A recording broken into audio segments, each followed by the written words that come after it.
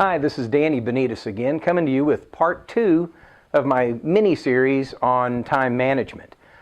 We talked in the first part about things that are going to waste our time and things that can suck us in and rob us of that very important time that we have during the day. And now that we've gone over those, the second thing that we talked about was that we have to establish good routines. Routines really equal habits. I've just recently read a book called The Power of Habit by Charles Duhigg, and this really just explains what goes on in our mind whenever we're creating a habit or when we're replacing an old habit. It talks about old habits, bad habits, good habits, that we really are indeed, pardon the cliche, we're creatures of habit. Turns out that about 40% of everything we do every day is unconscious.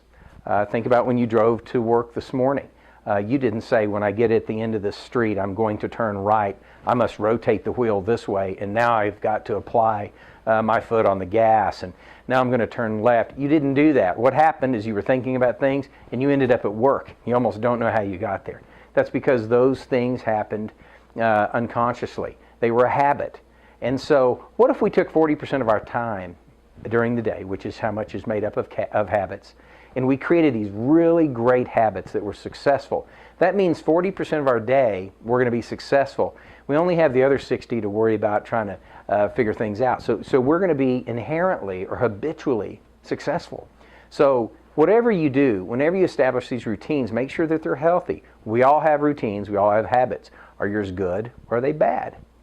You know, we come in, we always say hi to the same people. We go drink coffee. We have these rituals that we do. Let's replace those with something that's going to be productive.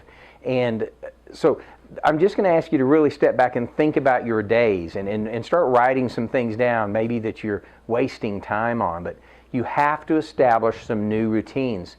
And when you do that, I would suggest having 10 or 15-minute tasks, maybe 30. Don't spend a lot of time. You can get in, hit it, and get off. And take care of those things in a timely manner, and don't let them just drag on, or it's going to ruin the rest of your day. Limit the amount of things that you do. Spread them out. I have a rule also that you may want to think about. I call it done at 1. So when I'm scheduling my time, and I know what I need to do from 9 to 9:30, from 9:30 to 10, 10 to 10:30 during the mornings. At 1 o'clock, I'm done. I do not schedule meetings or appointments with vendors or with other people outside after 1 o'clock. At 1 o'clock, it's time for me to sell cars. I'm the general manager of the dealership, but you know what? I've got to get involved. We've got to be on the floor. We've got to be watching. So done at 1. It's my rule. Something you may want to do. So you can set those things up ahead of time, and after 1 o'clock, you can spend that time selling vehicles. I would also encourage you to do one thing at a time. Don't schedule too much in a 30-minute period or a 1-hour period.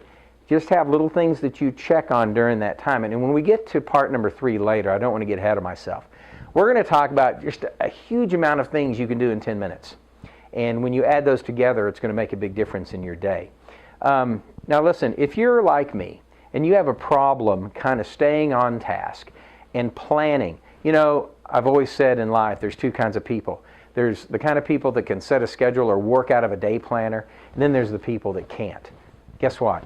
I'm one of those people that I really have a hard time working out of a day planner. Yeah, I get really jealous when I see somebody say, well, let me look at my schedule. You know what, maybe I'm just an idiot. I'm more of a creative type of guy. So that's hard and foreign to me. So I have to work extra hard, like maybe you do, on that particular thing. So here's something that I do. It's a 15-minute plan for a day, and it keeps me on track. Because I know how to schedule. I know how to write. I can read a book. I can do all the technical things it takes to be a scheduler. My problem is I can't stick to it. I get off track. We all have smartphones.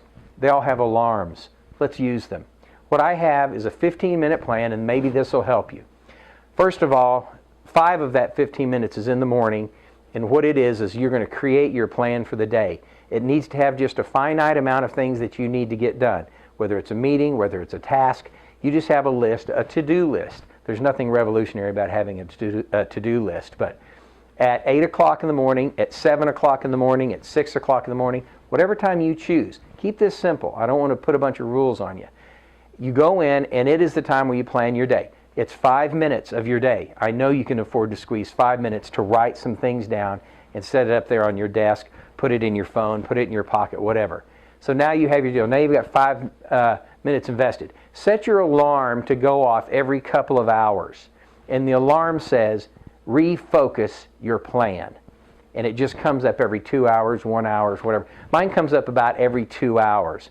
So I got 5 minutes in the morning. I have 5 reminders throughout the day. Beep, beep, beep, beep, beep. I pick up my phone. It says refocus plan. It makes me go, oh yes. And then I get refocused back here and I finish because I tend to stray. Now I get to working on my list. I get a couple of things knocked off. And here's me again. I'm floating off into Never Never Land. I'm getting carried off into another direction, whether it's from an email or a social media or whatever, or an old friend comes, whatever. I'm human. And that happens. Beep, beep, beep, beep, refocus. Boom. I can get right back on it. I'm telling you, since I've installed this 15-minute plan, it's helped me stay on track and manage my time better. So every couple of hours I refocus. Now, there's 5 of those throughout a day. So I got 5 minutes in the morning, 5 1-minute refocus, just thoughts. That's 10 minutes.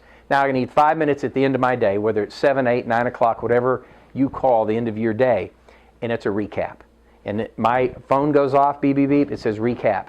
So I go back, I look at my list, I notice I missed a couple things, I put it on my tomorrow, I set it on my desk, and now I've completed my day. I have something in the morning I've planned. Every couple hours it reminds me to refocus on that. At the end I recap it, and I just do that every day.